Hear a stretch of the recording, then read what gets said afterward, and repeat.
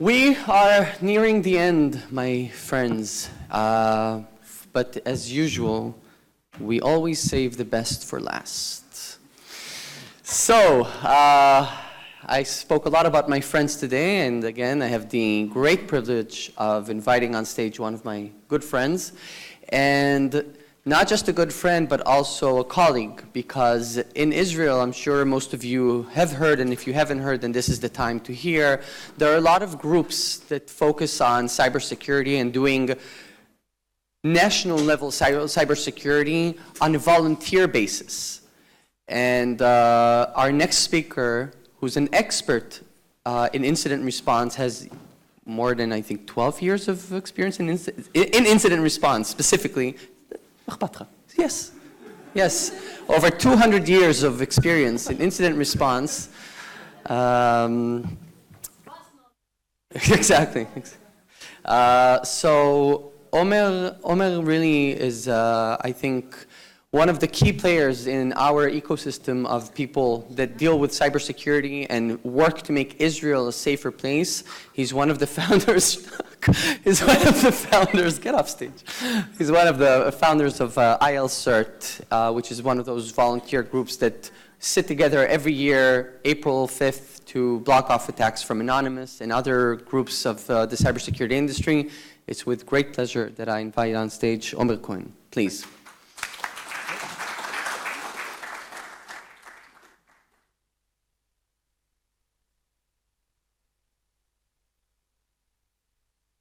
Hey, all right. It's hard to live up to that introduction, but whoa. Better here? Okay. Yeah. So my name is Omer Cohen. I'll be talking about incident response at scale. Like Matan said, I've worked for several companies. Majority of the activity in Israel is with the Israeli CERT, founded in 2011. Also worked for several Fortune 50 companies dealing with incident response at scale. Recently at Yahoo, my title was Senior Paranoid, which is the best title I've ever had, leading the global incident response team. Also part of the CSX task force for Osaka, which we'll talk about in a little bit. And licensed skydiver, 996 jumps, recovering from a minor accident, but I'll be up jumping in no time. The talk today will talk about some of the challenges that I've seen along with my colleagues here in Israel and globally about dealing with incidents at a large scale. And large scale doesn't only mean hundreds and thousands of servers. It means any environment where the ratio between the security team, the IT team, whether it's one person or 200, versus the scale of their environment. So even if you have a relatively small company with only a couple hundreds or thousands of endpoints and it's only one or two people, some of the topics here will be relevant to you. Now, if you've seen CSI Cyber or any of the other crappy shows or movies, you may think this is what a SOC looks like, right? A quiet, dark room, a lot of people hissing and typing on laptops or computers, big dashboards, chasing bad guys around the world. But in reality, it looks more something like this. If you ever walked into a room where an incident is actively going, people are running around, shouting, throwing things, sometimes catching on fire. It's a huge mess. It's a mess. And that may be one of the reasons that it takes more than 200 days to discover an intrusion. A real persistent intrusion into an organization takes a long time. The incident response teams, the IT teams are busy dealing with everything that goes around every day, and they miss the real breaches. Another interesting statistic is that we're losing a lot of credentials, a lot of sensitive information. These are the breaches from 2015. I think I took this snapshot before the end of the year, so the number is probably larger. These are records stolen in breaches, 22 a second. This is medical records, credentials, any type of personal record. It's staggering. And I guess both of those kind of make up the fact that this is what a normal shift looks like at an incident response team. Something comes in, you jump at it, this is the real breach, this is the real thing, and it's usually nothing. So why is this happening? Again, we're really focused on catching things on time, reacting as soon as possible, catching the real thing. But I think the root cause for all of this are those big screens, lots of information. This look familiar to anyone? Yeah? A lot of SIMs out there, a lot of dashboards, management systems. They just drown you with information. You see dashboards and incidents coming in. I see some organization dealing with thousands of those a day. I want to take a sample of one of the common incidents that you have. But this kind of methodology applies to bug bounty, especially around application security. But let's take a sample of a malware intrusion or malware alert in an organization. And it all starts with an alert from the SIM, that big screen that you guys saw. An alert comes in. The analyst needs to digest the information, understand what's going on, collect all the relevant information about the incident. And there are many different ways to get information about host. I've seen people use, this is host, right? Yeah. People use host to get DNS information. Some people like to use Active Directory to get information from, depending on their environment. Some people use ping-A, which is great to do both things at once. And some analysts just hack right into the system. They jump on it, get information from the inside, which is horrible. But to each their own. Once they have that information, the next step is to understand the context.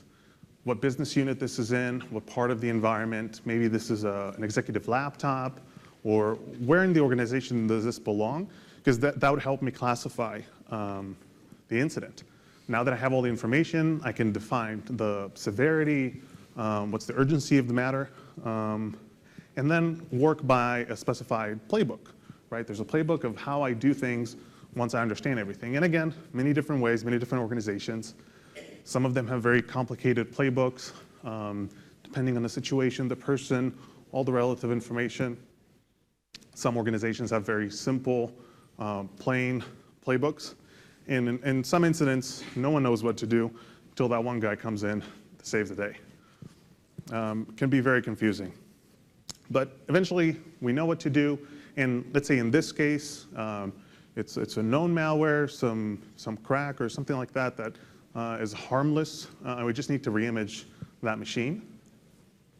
Again, many different options. I've seen many different ITSM ticket systems, service management systems, many different forms. You end up typing a lot, copying, pasting, maybe another form, a different type of form.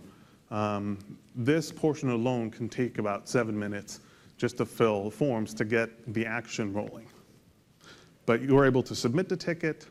It takes how long it takes IT to reimage, anywhere between hours and days, maybe weeks sometimes. And then finally, you're supposed to be done. The analyst will check the system, see that it's clean, and the incident is closed. Now, again, this is a simple incident. Let's say this was a more sophisticated malware that is interesting to you and you want to try and do forensics. Let's say this happened on not just 10 machines or one machine, but on 10 or maybe 100. This whole thing can take a long, long, long time. Again, this flow could take roughly around 20 minutes, 30 minutes. Depending on the organization, depending on the specific incident. Imagine you had dozens of these a day. You're talking about large environments, or maybe, again, fewer people. This could take up all day. By the time you're done with this, more incidents come in, you'll never be done with it. So what's the solution here? What's the best way to deal with this and kind of manage everything? Well, first thing is a budget. Let's be honest. Incident response with no budget, having done that at the IL-CERT, a voluntary organization, it's pretty impossible. So you need to be able to spend either money or man hours to fix this issue. Second thing is better people. We need good people. And that's why CSX it's the only certification I have, only certification I saw that's worth taking, that lets the analyst face with real scenarios on like virtual machines. It's not a test that you read a book and then puke it on a test. It's because I want to be able to have people that know what they're supposed to do. Because again, the learning curve is very steep. It takes a while to get to know the organization. Each company has a different playbook, different way of doing things once an incident happens. And then senior analysts, once they've done enough work, they want to move on to the real big incidents. And they don't want to deal with those messy, noisy incidents. And then you end up losing them. And lastly, automation. Before me, the people talked about, again, the Internet of Things and the rationale that everything needs to be automated, and that's the best solution to what we're dealing with here. But you need to be cautious because over automation can be pretty rough as well. So we need to pick and choose the pieces of the incident that we want to automate. But let's go over that incident one more time. Let's say we had a magical machine that would do everything for us, at least mostly everything. So again, it starts with an alert from the SIM. We have this magical system that would collect all the relevant information from the right system. It knows our organization, knows the right tool, the right method, the right directory to get all the information that you need. Would be able to make a decision based on the business unit, because if I have a right asset management, I'll be able to tell which endpoint this is, who it belongs to, if it's important or not. I'll be able to classify it and start running the right playbook. Even open up that ticket automatically. No more typing, no more copying, pasting. And at this stage, that is when I want my analyst to step in. Everything is done. That's why I want them to get cracking, because this is where I need to put their minds at work. They come in, they go over the ticket, they go over the incident, they have all the information, and they can make a decision whether or not to close this incident, maybe dig deeper, get a disk image, or decide about the next steps. So how could this magical machine ever work? Well, APIs are everywhere. Moshe and Russ talked about it before. Every modern system today has a way to connect to other systems, and we're going to be using those APIs to collect all the information and act on it. So integrating APIs into your incident response process. Endpoint information, hosts, asset management, HR systems, all these modern systems, Salesforce, or some of the examples that were talked about before, are all open and accessible to your teams internally. It just takes a couple scripts to get all the relevant information so you can get everything you need automatically. IOC lookups, many open organizations that you can join. We have some here, some commercial products that would allow you to get more information about the IOCs, about the threats that you're facing with. I'm going to give one example of Threat Exchange. Anyone here knows Threat Exchange? Yeah?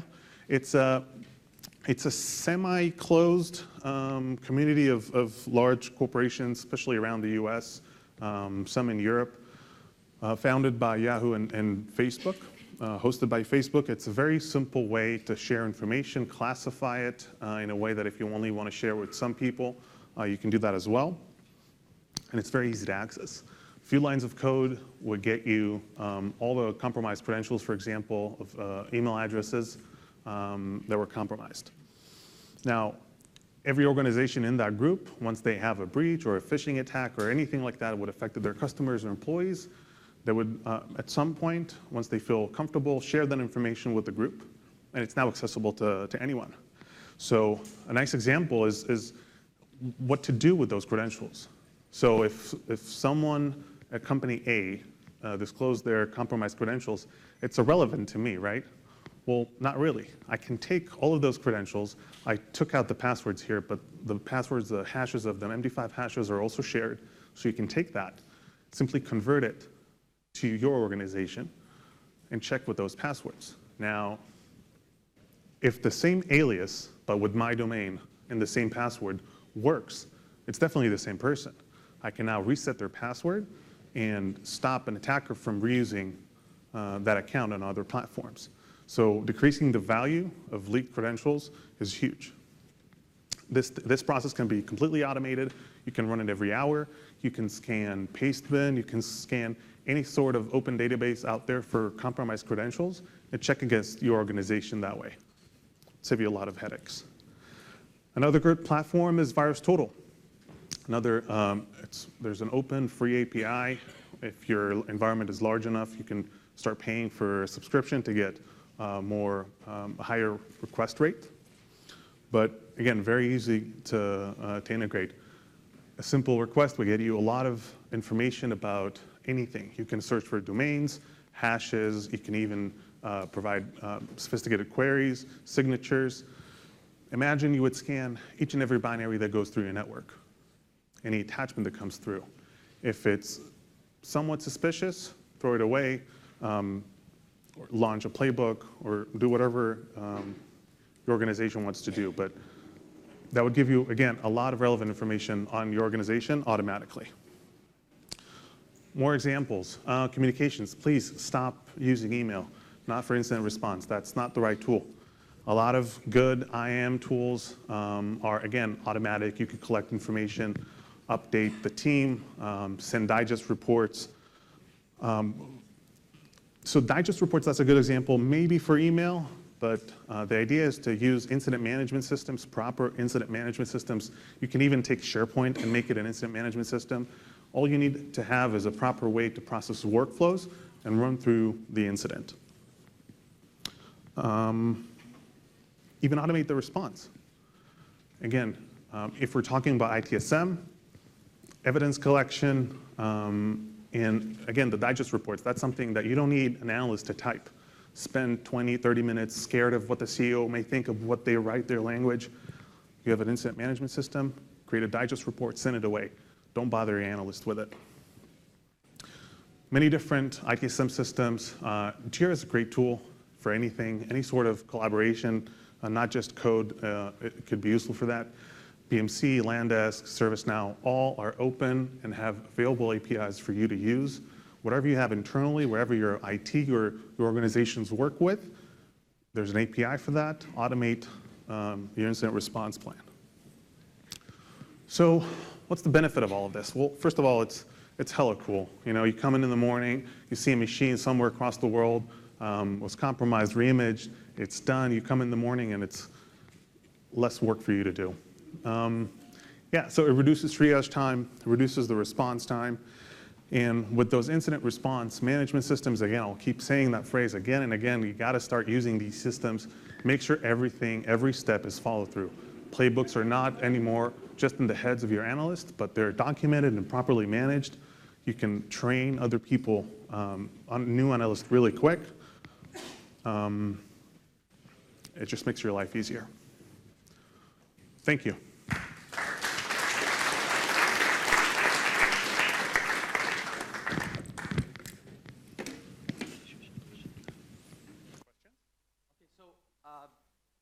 Because no, you're good. We really need to clear the room, but we have time for just one question. If there's a question, yes, sir, in the back. First of all, great presentation. Thank you. Oh, okay. Thank you. You didn't reference a sophisticated attacker who might be aware of the automation Right. put in place and also be already aware of the communication with the incident response team or even interfere with your automated scripts and injecting something into them. Any reference to out-of-band incident response or any other techniques that may be relevant? So that's a great question, and that's really the point, though, because this helps us reduce the noise. The majority of incidents in any large organization are crap. It's a lot of stuff that can be automated, done with, even if not semi-automated, fully automated, even the response, the whole thing, so your team can focus on hunting. And that's the real thing, and that's an entire topic for a different talk. But if I can automate the response on a sophisticated attacker, they're going to pop a box and they're going to get reimaged. So they're going to try and do more sophisticated attacks and things that wouldn't stand out and wouldn't get caught by automated processes. And that's why you have an entire team that does hunting. They look over the logs, they look over, a person before me talked about visualizing the user activity. So once you dive into that level of kind of application level incident response and security hunting, that's where you catch those persistent threats. That's where you catch those attacks. This helps you reduce the noise so you can focus on those sophisticated attacks. Okay, so again, thank you so much, Omer, for this lecture. Thank you. Okay, so this was actually the end of our session today. I hope you found the presentations interesting. A huge thanks for Rotem and Rochelle, who did all the work, and I was just standing here having fun. I do have to ask everyone to please vacate the premise because there's another conference starting right now. So thank you again for your time. Goodbye.